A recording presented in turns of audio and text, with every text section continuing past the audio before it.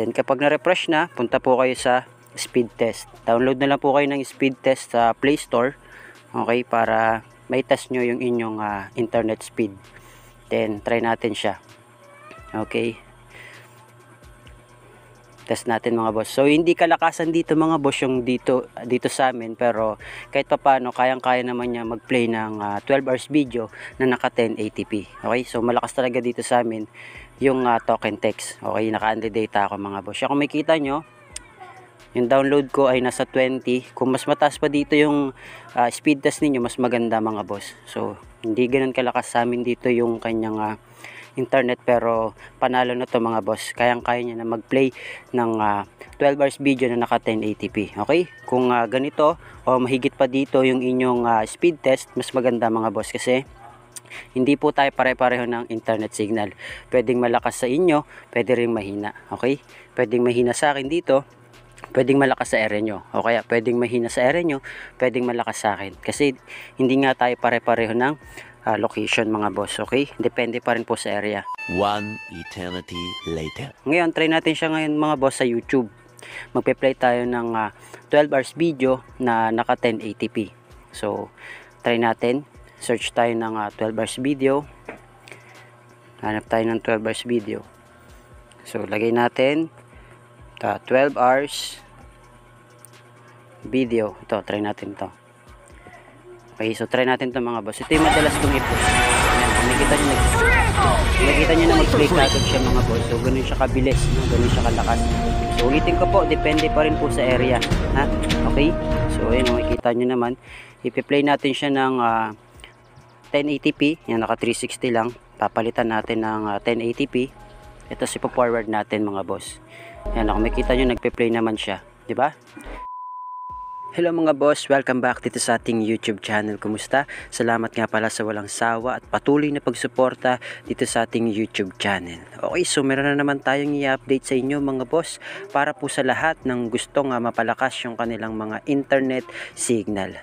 Okay, so ako po pala ay nandito sa Las Piñas mga boss. Yun po yung area ko or location. Taga Las Piñas po ako. Okay, so sa mga taga-probinsya po, try nyo na lang po ito. Ito po ay para sa mga naka dito. Okay, dito SIM. So pwede rin naman po siya sa all networks. Pwede siya sa Smart, Token Text and Sun. Patry na lang din po sa Globe and TM. Okay, basta ito ay para sa mga naka dito. Okay, so ngayon mga boss, may share ako sa inyo. Okay, para mapalakas yung inyong internet signal. Sana makatulong po sa inyo. Kaya sundan nyo lang po itong video tutorial natin.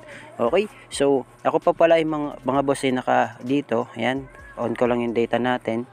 So ganito po yung gagawin nyo mga boss. Punta po kayo sa settings, click nyo yung mobile networks. Okay, then punta tayo po dito sa, ito yung dito ko mga boss, yung SIM1. Yan, then click natin tong access point names or APN. Then gagawa tayo ng panibago mga boss. Click lang po natin tong plus sign. Yan, then ito po yung magiging name nya mga boss. Palagay na lang po dito APN 5G. Okay, sorry, 5G. Kaya 5G yan mga boss, hindi yan pang 5G lang na phone. Pwede po yan sa 4G at 5G na phone. So yung phone ko po ay supported lang ng 4G. Kaya 5G po yung nakalagay, is parang 5G rin po kasi yung bilis nya. Okay, so kaya naging 5G siya. So lagyan nyo na lang po dito APN 5G. Tapos yung kanyang APN mga boss, ito po yung magiging APN nya. Okay, so lagay nyo po dyan ay dito 5G, maliliit lang po, dito 5G ph.internet. Yan, lagay nyo po APN dito 5G ph.internet. Then yung kanya magiging username mga boss, ito po yung ilalagay nyo dyan. Okay, at dito ph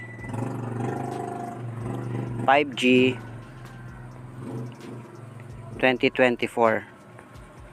Yan po yung lalagay nyo, username, at dito PH 5G 2024. Tapos yung password naman niya mga boss, ito naman po yung ilalagay nyo. At dito PH 5G. Okay, yan po yung ilalagay nyo. Then yung kanya magiging server mga boss, ito po yung lalagay nyo, www.google.com.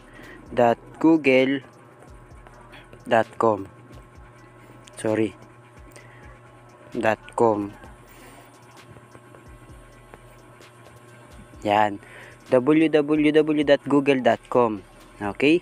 Then, yung magiging authentication type niya mga boss, ito po yung ilalagay nyo, PAP lang or PAP. Tapos yung kanyang APN type mga boss, lagay nyo lang dyan default. Yan, okay? Default lang po yung lalagay nyo. Tapos yung kanyang APN protocol mga boss, lagay nyo dyan IPv4, IPv6. Ganun din po sa kanyang APN roaming protocol, IPv4, IPv6. Tapos dito naman sa kanyang bearer mga boss, not specified o unspecified sa ibang mga cellphone. So, ibig sabihin yan, pwede sa 2G, 3G, 5G, o 4G LTE, pwede po yan. Pero kung ikaw naman ay naka LTE, yan, pwede naman LTE lang, pwede rin naman kasama yung check na unspecified or not specified. Okay, pwede yan. So, option lang natin yan. Pero, tayo po ay non-specified o unspecified para po pangkalahatan. So, click lang natin yung okay. Natin yan. Yan, naka-bearer lang siya mga boss. Then, isa-save na po natin siya. Click natin yung check. Okay. Then, ang gagawin natin, ililipat lang natin mga boss. Yan. So, ibig sabihin yan yung magiging default natin. Nakalagay na sa blue. Ibig sabihin yan na yung ating APN. Ang gagawin natin mga boss, mag-airplane mode po tayo ng at least 5 to 10 seconds or pag mas maganda, matagal para ma-refresh yung data nyo. Okay? Then, kapag na-refresh na, punta po kayo sa speed test. Download na lang po kayo ng speed test sa Play Store. Okay? Para may test nyo yung inyong internet speed. Then, try natin siya. Okay?